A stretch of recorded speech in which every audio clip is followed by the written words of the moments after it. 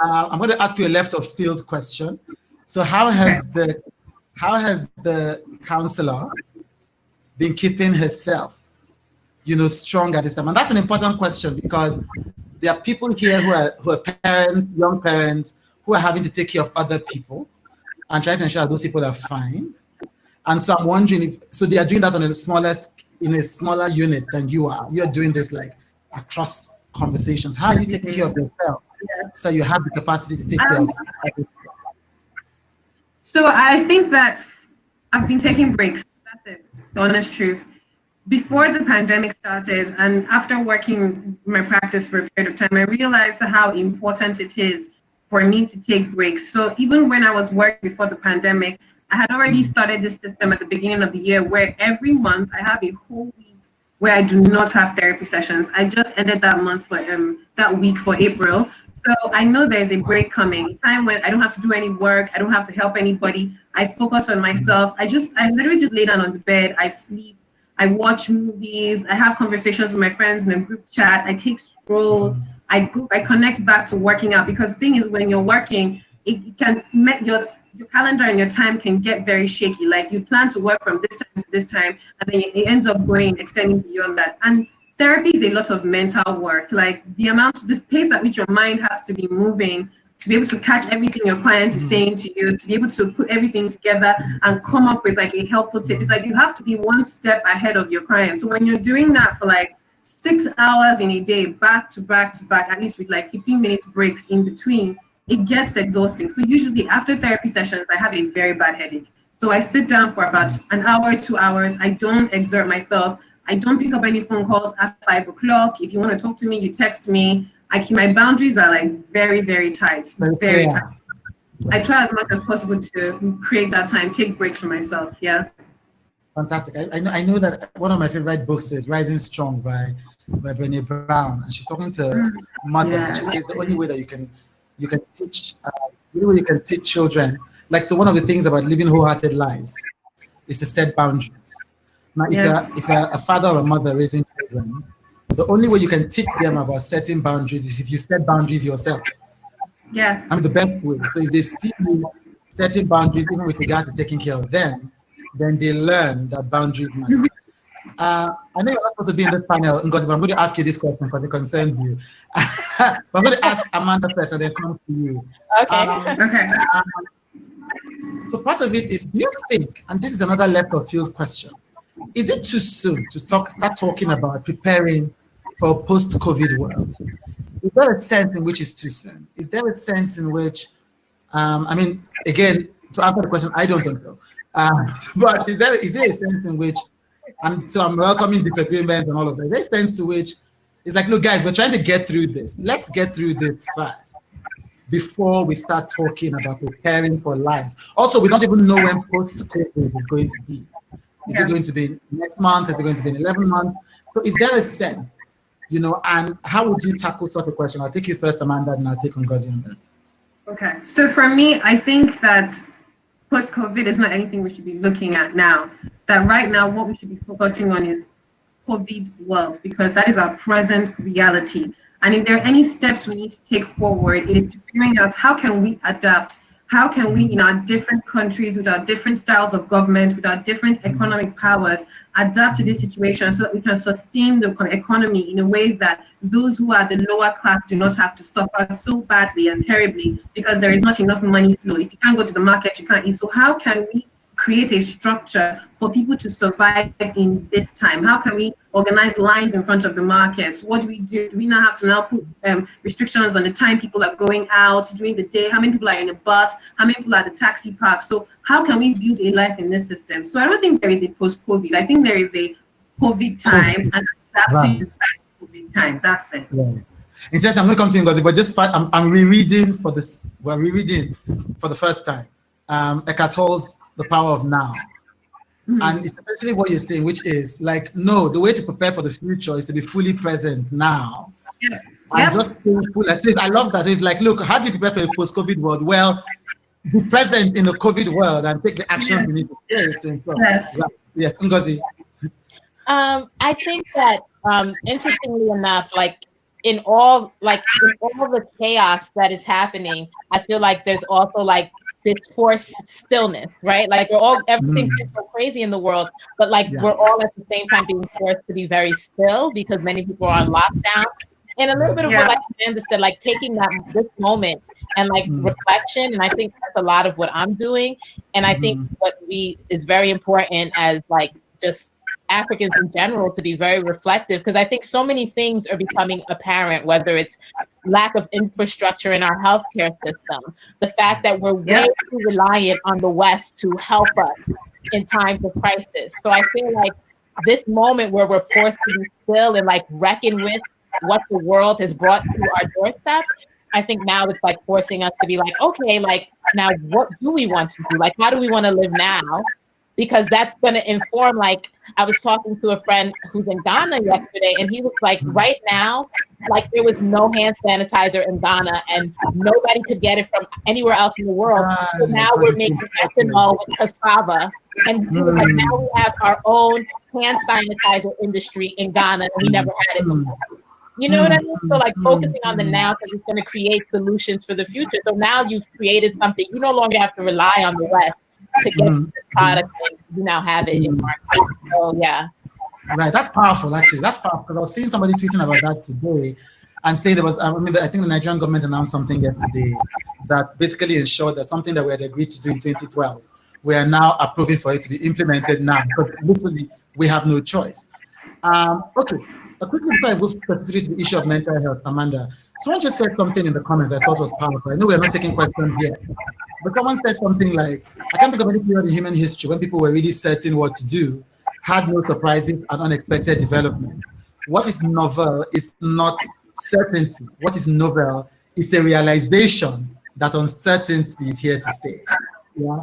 And again, one of my what's so interesting? Yeah, tell me, please. Yeah, okay, you go ahead. Okay, fine. So I'm reading this book. I'm reading this book called Figuring. It's actually right next to me. This is it. Okay. It's by Maria Popova. She's my favorite writer.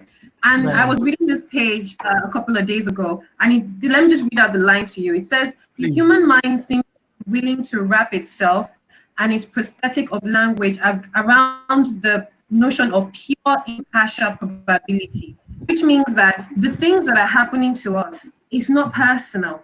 It's not like uncertainty is a consistent part of human race. We have refused to like accept that reality because we're constantly chasing certainty. We want something to be sure. But time and time again, history has told us that life is like this. It just happens. And the reason why it happens is because it can happen. And for that reason, it happens. It doesn't have to do with you. It's not because of you. It's not about you. It's just what happens in life. So it's like we haven't accepted that. And because of that, whenever things happen and they're so surprising, we're all running helter-skelter, we're taking it personal. It now becomes such a subjective experience that it hinders the possibility and our ability to think beyond it and just realize that, because that's why all these conspiracy theories now start to fly around. It's because of this reason. It's because of that reason. Because people are trying to show you that it's personal. Someone has decided to put, when I'm not supposed to be experiencing this, they hold me a human being. So like what? And when I think about that, I'm reminded that the one thing that we need to practice is humility, to realize that we're not that important. We are just the way we kill cockroaches and fly. That is how important we are in this life. Anything can just take the human race like that quick. And the moment we start to grasp that reality, accept it, and then learn how to live with it consciously, the better we'll be. We realize that we'll be a lot more happier, and death would not be such a terrifying anticipation, inevitable event. Yeah. So 2 questions from that. One is, I know that I think Martin Seligman's book, Martin Seligman is one of the founders of positive psychology for the general public. So he said that one of the things that leads to unhappy, he's talking about, I think it's learned helplessness, I think is a concept. The idea of people face a situation they're not ready for, and then I need to find the light that Ngozi is using for I need to find those lights. I need to text you after this. The idea that one of the reasons why people cannot overcome adversity is because they imagine 3 things, calls them the 3 Ps. They imagine that all adversity that they face is personal, is pervasive, and it's permanent. Yeah, so they think, oh, why me? Woe is me. So it's about me. Like the universe is conspiring to fight against me. I'm so important to the universe. It's trying to frustrate me. And then it's permanent. Like it will never end. Like this is like there's not going to be a new situation. And thirdly, that it's pervasive. Like all our lives are affected by this singular adversity. So basically, it seems like so. The first thing is what you mentioned, which is that it's personal. And if we align with the nature of reality, that everything is not personal, most of it actually, maybe all of it isn't personal, then we're able to maintain our balance. Yeah. And so the second thing is it so? Let me put it in a question. Does that mean that? So that means that you're saying. Does that mean you're saying that we should get comfortable with uncertainty?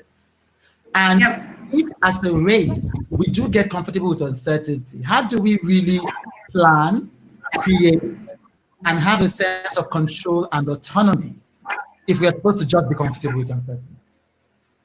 Now, being comfortable with the uncertainty does not mean that you're not going to do anything about your life. That you're just like, well, never know what's going to happen tomorrow, so we might as well just be. No, it's that as much as the part of it is uncertain, another part of it is within your control. You still have some kind of agency. That's why we're able to create systems that will help us adapt. That is where the adaptability part comes in. So you're uncertain, yes, you know that there is a part. That's what anxiety is there for, to let you know that there are things that are coming that you cannot control. So can you, with your knowing, with your knowledge, can you now create systems that would help you to adapt better? Because that's all human beings have been doing. With every stage of evolution, it has just been a step of gaining more knowledge and learning how to adapt better on this earth, which is something that nature has magnificently figured out. And I mean that if we all just turn our minds back to focusing on nature, we would learn better about how to adapt, how to freely evolve, how to grow without limitation, being aware that there are some things that you cannot control,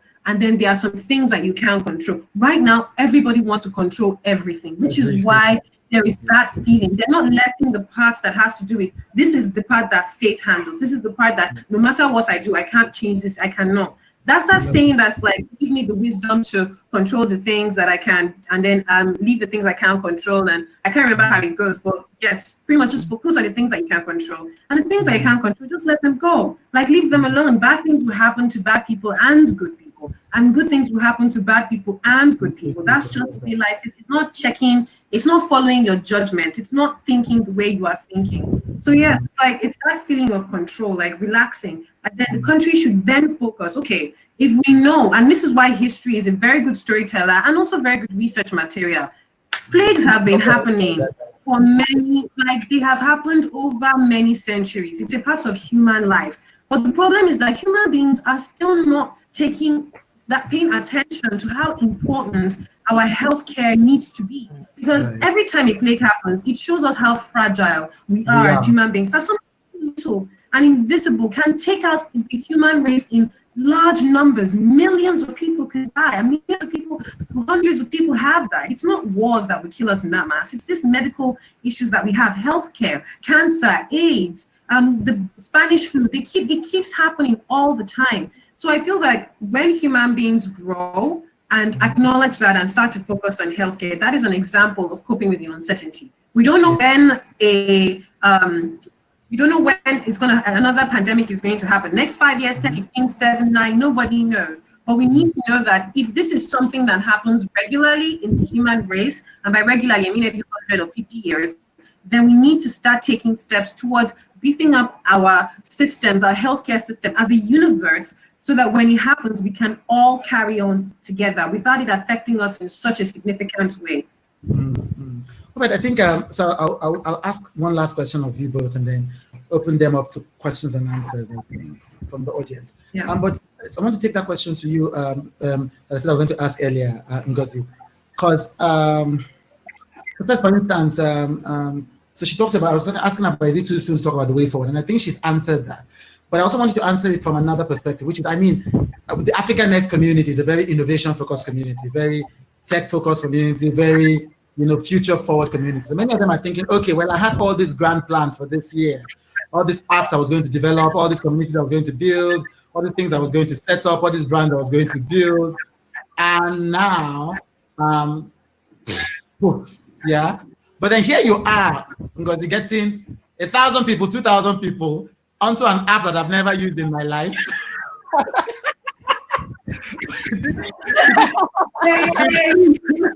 telling you, within a period of 2 weeks or what, as far as we can see from here, you know, and you don't look stressed out. Like when I said join us, you would have said, no, today I have to go sort things out at the back end. And you're like, okay, no, sure, let's have that conversation. So how are you able to, it looks to us, it looks to me, and that's a good thing, obviously, that there is a sense of balance and a sense of not control, but a sense of just, you know, being able to be resilient, you know, in the case of this thing. So practically from a non-professional, what are the things that you've done to enable you just spring to action, so to speak? I think it's kind of like, for me, how I look at like uncertainty, it's more like it's inspiration to me. Like, so when things are very uncertain, like my mind starts like kind of spinning, like, okay, so like, what can I do in this moment? Like, and maybe part of it, maybe I need to talk to somebody about it. Maybe part of it is me trying to control everything around me. But I think I start looking, I immediately look for solutions. So when everything was unfolding, like I was like very worried. I think everybody was very worried. Everything was so uncertain. And then I had to be like, okay, well, what can we do? Because like, we can't just like fall and say, okay, this COVID thing is going to wipe everything out. Not like, you know, I'm going to be unsuccessful, or I'm going to, because you can succumb to this COVID thing in many ways. You can either actually contract a virus, or you can lose your job, or maybe you were about to get funding for your company and the funding goes out the window. So we are all susceptible in many different ways.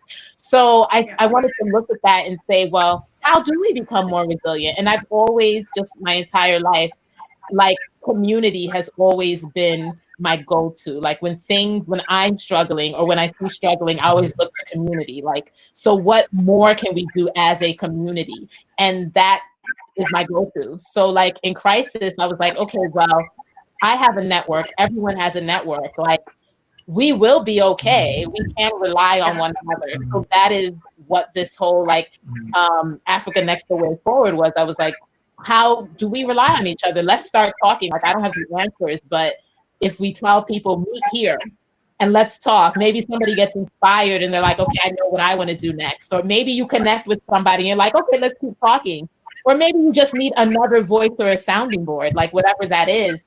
I am a firm believer in like community, and all answers are within us. We just have to start talking and start strategizing. So I think, yeah, that's my default, not getting like all crazy, like, oh my God, everything's going wrong, and saying, and then also I'm a firm believer, like you are like the universe, God, like creates a scenario to make you act. Sometimes when you're unwilling to, you know what I mean? Like there's always, sometimes like there's that inertia, you're not doing anything. And like the universe, God is like, no, sit down. You need to stop everything and do this. And I think like this is our moment to be like, you know, to do the hard things you might have been very unwilling to do, or to take a break. So that's kind of how, you know, I'm treating this moment. That's amazing. What I like about that is how it links to, and I don't think that was deliberate, but how it links to what Amanda said, which is, and I don't know where I was reading it this week. It's about switching the question rather than what am I going to do? It's almost like you thought, and I know this sounds a bit cliche, but I'm not, obviously you thought about what am I going to do? Like we're all, and I like that you said that so fast. Like, well, okay, what am I, like, this is a virus. And there's something Amanda said that was so powerful, which is anxiety is not something that should overwhelm you. It's like a nudge. It's like a nudge. Like, you know, these days when we talk about anxiety, the mental condition, we're not making it seem as if anxiety, all anxiety is negative. And anxiety is like, okay, guys, it's like there's a snake in your room. Yes, that's not really the time to meditate. It's really the time to calm down and think, okay, there shouldn't be a snake in my room, but calmly, what am I going to? So I'm anxious about this snake, but calmly, I hope there's no snake. There will not be any snake in my room. Calmly, what do I do? And so basically, you switch the question from, oh my God, to how can I be of service? and I was reading about this, there's research that says the more you move it from a me question to an us question, the less you feel as if the world is bearing down on you in an inconceivable way. You're not beginning to think, how can I help others? How can I help us? How can I help us? That's powerful. So finally, before we go to the questions from Irene, so Amanda, if somebody asked you for the hack, what's the hack to keep my balance and to flourish in these COVID times? And through doing that, to prepare for the post-COVID times, what would you say? What would you say is a 1 step, a 3 step, whatever it is? What would you say people should do at this time practically to get to this place that we're talking about? Cry. That's the first thing you need to do. Okay, yes, we can Roll hear up in you. a ball and cry because it's painful. Did you hear me? Cry, right, okay. Yes, cry. Okay. That's the first thing. I feel like some people haven't cry. I cried. heard that. They're like all trying to be like, I'm strong. Okay, how do we move? How do we move? How do we go? No, cry. I cried. I cried a bunch of times, and it has helped me feel good. It feels, because there's a lot of grief and pain that this has affected every single one of us. We all have to stay indoors, and human beings we're social animals. As much as we have issues that make it difficult for us to connect, we're still looking for human connection. We need it to survive. We need it to be able to stay sane, because if we didn't need it, none of us would be here today. None of us would be trying to get on house party apps, Instagram live videos. No, we'll just all sit in our house and not talk to each other, and then we'll be fine. But we need human connection. And the fact that we're not getting that much human connection, physical contact, that how it's important to you when you have to now go to for your supermarket run and you just see a lot of people around you, and then you're just like, you know what, I don't know who you people are, but I'm happy you're here. I'm just happy to have this amount of people around me. So that experience of being separated from the people you share this community of earth with, it's painful. Yeah. There is grief, there is sadness, it hurts. So you don't have to be. So the first thing you need to do is to allow yourself break down. When you break down and you accept that, can't do anything about this, I'm just going to focus on the things I can do, then you can then start healing. I was just talking, my housemate just sent me a text or a group chat. She was taking big images of each and every one of us to just put on her post and say, this is how I'm coping through the COVID times. And she recently put up some pictures on Instagram of herself, and she looked so happy and relaxed, and we were complimenting her about it. And she was like, the reason why is that she has come to a point where she can accept that the world is burning. If it's going to burn to the ground, let it burn to the ground. That's it. I'm going to die anyway. So what's the point of trying to hold on so much this life that's going to be anyway? So when you move from the space of breaking down, then you move into the space of accepting. Start to practice acceptance. Not what's going to happen in the future. How could I bring back the past? No, it's like, this is my reality. What is the new routine? Don't focus on when it's over, when COVID is over, when this is over. No. Today, what is my routine? What am I going to do tomorrow? People can see all these sticky notes, the papers flying with the markers behind. That's every single day I try, every week at least, I try to change it as often just to keep a routine. Okay, now I can't have this. What can I use to supplement for human connection? What can I use to supplement for conversations? What other ways can I still get my healthy dose of human communication now that I can't get as much as I used to? I go for strolls. I run outside the estate side and by the main road. I go on Netflix party with my friends. I have group chats. So I've tried to just accept that this is my new reality. So you break down, you start to accept, you build a routine, and let your routine be flexible, because you are going to go back to crying again. So you need to allow that space to be able to zigzag, because it's not the coping is not it's not upwards. No, it's like this. And some days it's really down, and then it's up high. Like yesterday, my cat ran away. It was a very depressing day for me. I was really sad the whole day, but then she came back, thankfully. Yeah, she came back. So there will be days. Okay, I wouldn't imagine my dog leaving at this time. Sorry? I just had nightmares of not seeing my dog for a day. No, you don't. That I just had minor trauma. So yeah, those are pretty much the steps. Right. Break down, allow yourself to break down, practice acceptance, and then create a routine. Be generous. Generosity is very important this time. Give to people, and then open up yourself to receive kindness. If you're the kind of person that used to say no all the time, Nah, stop trying to people please by rejecting favors. Open up yourself. Stop thinking, oh, but you don't have enough. If someone is giving you a gift, accept it. Be more accepting. Accepting of the love people are giving you and accepting of the situation that you're currently in. Be generous. And I made a list. I was like, Chude is going to ask me this question. Let me just make a list of all the people I want to talk to. So like, I don't know if I have time. Just 2 minutes more. Can you give me just quickly run through it? Yeah, I think you have a little bit of time. Yes, no, go ahead. Okay. So now the first thing is so go ahead. So we're not getting the question. Okay, so for employers, because my clients have been complaining, and I'm always saying my clients because that's where I get my evidence from. It's like, okay, this is really happening because people are coming to therapy to complain about it. The employers are not respecting their staff timing, so people now work even as late as 1 a.m., having meetings till 9 p.m., waking up at 6 a.m. So what I'd say for this time, the one tip I want to give the employers are respect. The tips I want to give employers are respect and discipline. Respect your staff time. You didn't give them a time off when they were having to do transportation from mainland to the island and staying in Lagos traffic. Now that they're at home, they have things at home that they need to focus on. Respect their time. Have a normal work time. If 9 a.m. is when you start and 5 a.m. is when you close, let that be it. And the best way to practice this is through discipline. Discipline yourself so that you can also help your staff members maintain that same level of discipline. So respect their time and discipline yourself pretty much with respecting the time. Then for employees, there is discipline and then self-respect.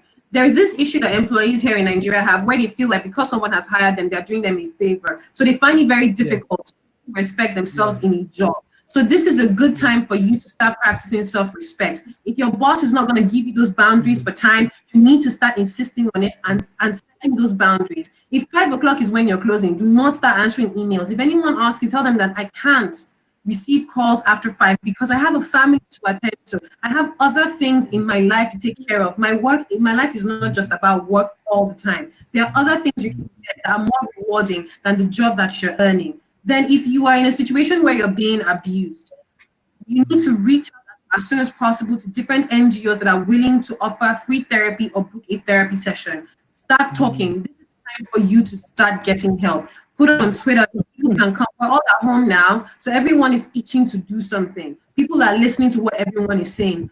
Ask for help, vocalize it. Any chance or opportunity you get, we're all going to stand beside you and help get you out of that situation. If you therapy, reach out to me for therapy. I offer discounts every month in my practice for people. Come get help, come get therapy, get counseling, and then set your boundaries. And if you're going to set boundaries, honor those boundaries. Don't people please and say, just because I want them to like me, I'm going to just overdo. No. Now is the time for you to start setting boundaries and communicating clearly. Now, if you are an abuser, this is the time for you to also get therapy. You need help. Everyone is suffering, which is what causes us to act out the way that we do, angrily, violently, and more often than not, people who are abusers now have been abused before. When abusers and abused come for therapy, everyone ends up in the same point. It's all just pain. So come in for therapy. It is possible to deal with the shame, the fear, all of it, so you do not continue to bring havoc into other people's lives. Now we can all heal. Get therapy, introspect, take out time to see yourself for who you really are, not the mask that you have created. And then for everyone else, I was going to say the same thing I told Chude. Express your unhappiness, practice gratitude. If you're in a space where you have a lot more issues in your life than you have the ability to flourish, now is the time for you to start being grateful for the small things. Even just the sun shining, drawing whatever joy there is. If someone gives you good news, don't push it away and say, oh, something bad is going to happen after that. No. What you need to do is draw the good energy, enjoy it, because sadness will always come. So yeah, and then some people are saying some things about job termination. Yes, I understand that not everybody can stand up to their boss, but if you know that you have the power to, do it. If you have the power to, do it. Right. Okay. Fantastic. Somebody took a question. Somebody sent me a personal question. That must be someone who reads my newsletter, which Chude.com. Let me plug it. But before that, something that occurred to me to say was, it's so powerful that you talked about that you even spoke to abusers. Now, it's not often politically correct, but doctors first think do no harm. So if you can get a person to do no harm to others by encouraging them gently to take better care of themselves, then we all as a society benefit on that. I also want to crack a joke because we are leaving now, we're rounding up now. Ngozi, I saw somebody say something. This is amazing. Somebody actually came here and said, look, social media week, are you guys taking our contacts down? So that, would you guys be forming a spreadsheet to add our contacts? Yes, I'm like, wait. Yes, we are. Usually beg people, can we take your contact? And then somebody's actually saying, look, take my contact. We're going to create, so many people have been posting that. They're like, where can we put our information? So we're going to create a spreadsheet. We're going to do that. I'm here for that. Okay. And so finally, somebody asked me how am I doing with my back pain? My brother, my sister, whoever it is, it has been tough. It has been tough doing back pain because I'm sitting most of the time. I'm sitting on this chair. I'm doing this meeting. It's tough. But what it is once this started, I had a conversation with my doctor. She's all part of that. I first had a conversation. What do I do at this time? She made recommendations. So I have been doing my exercises more regularly. I have been standing up. I try to stand up every 30 minutes and just move around. And I just try to be as comfortable as possible. And I'm taking drugs. Yeah, I'm taking a drug that was recommended in low dosage to help me with this. Yeah. I think that as our behaviors are changing, we're going to have to be learning new hacks. So I'm feeling it even now. So I'm sure you noticed me twitch a bit here. That was the back pain. But when I do this, I'm going to stand up. I'm going to do my exercise before my next session. But thank you everyone for joining us. Thank you, Chude. Thank you, Amanda. I'm going to check up on you because you're my favorite person. I'm going to check on you. Thank you, Ngozi, for doing this. Yes, thank you to everyone. Thank you today. Yeah, and we'll keep the conversations going. Thank you, everyone. Bye. Thank you.